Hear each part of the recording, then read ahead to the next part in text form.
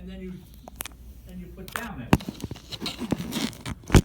You say, well, there wouldn't be enough money to pay for the upkeep of physical plant of the college, pay the professors of the other things. However, this can be offset by blah, blah, blah, other means of raising the money to offset those kinds of things. So that's consideration of other positions. I want you to have that in your paper, at some point. On the back side of this is the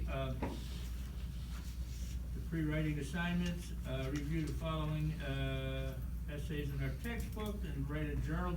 Anybody do that yet? Write a journal? I know the last time was kind of messed up here that I wasn't here, but I need you to I want you to do that before we meet again on Friday. And also in the middle of this sheet, you'll see 2 blank lines there. That's where I want you're going to write in what your topic is going to be. And I want you to do that, so it kind of forces your hand to the page, and say, this is gonna be my topic. You change your mind, what do? You cross it out and come up with a 50.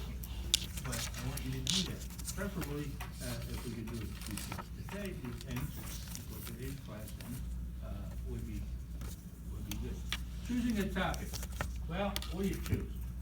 Some people choose a topic. I'm gonna choose, why the rainforest.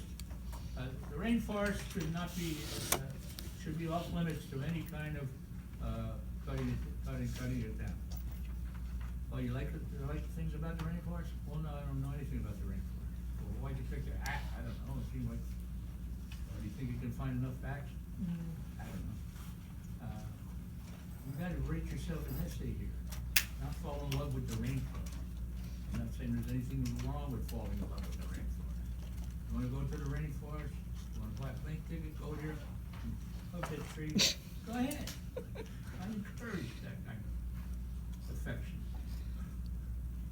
But my immediate problem is having you write an essay in Green Pond, Pennsylvania, not in some rainforest like a wild banyan tree or whatever they're called, down in Oregon. Anyhow, get my point? Yeah. Choose a topic, maybe you're interested. Genetically modified foods. Does anybody know what they are? I had some students in the past that were very passionate about that. I didn't even know what genetically modified foods are. If my wife puts it on the table and it looks decent, I eat it. I don't eat that. Oh, it was just genetically modified? I don't know. Now I find out I'm not supposed to eat farm-raised fish. Doesn't farm-raised fish seem better than wild fish out in the ocean somewhere? It tastes better. Huh? It tastes better. You think? Why are you shaking your head no? Why was I wrong about that or something? Wild colors,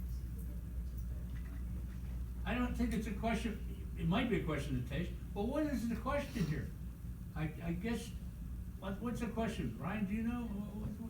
Is it because they're farm raised, or they're putting stuff in the water? Well, no, it's a question of what they feed everything, because then you can still get farm raised stuff on any type of food, any type of meat, and Yeah. still have it be better, and so. It's not organic, or it's not. Yeah, and then it's just, they put GMO, what really determines how you get genetically modified meat is when they put stuff like, corn and wheat and barley, and then when they feed them that, and when that food has been genetically modified, what it does is it pushes all those animals down paths of natural selection that permanently change their genetic makeup. So then when you put that in your bodies, it's just transferring the effects to you, more or less. And it could be, and I don't know the answer, but it could be, this is the reason why we're getting so many of these Yeah. diseases.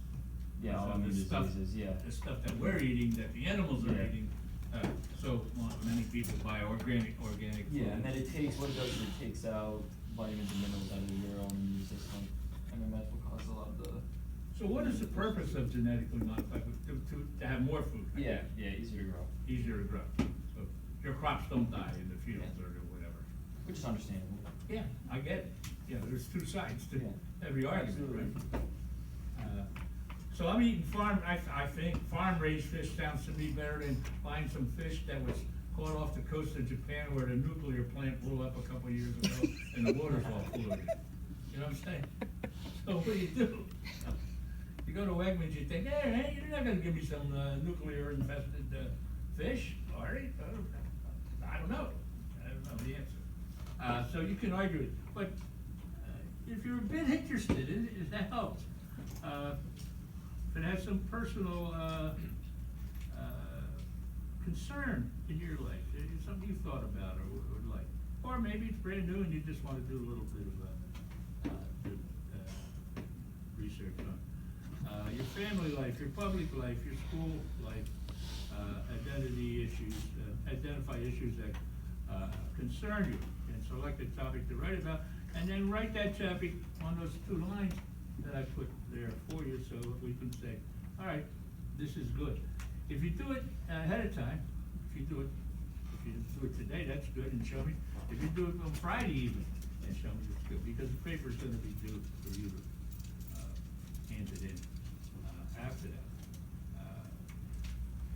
Steps to follow: research, get the pertinent information, go online, do some quick. Draft a thesis.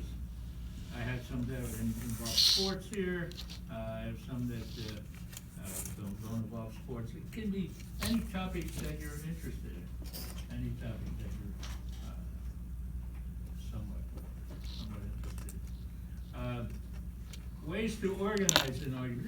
This is pretty basic, standard stuff that we talk about day one, how to organize a good essay.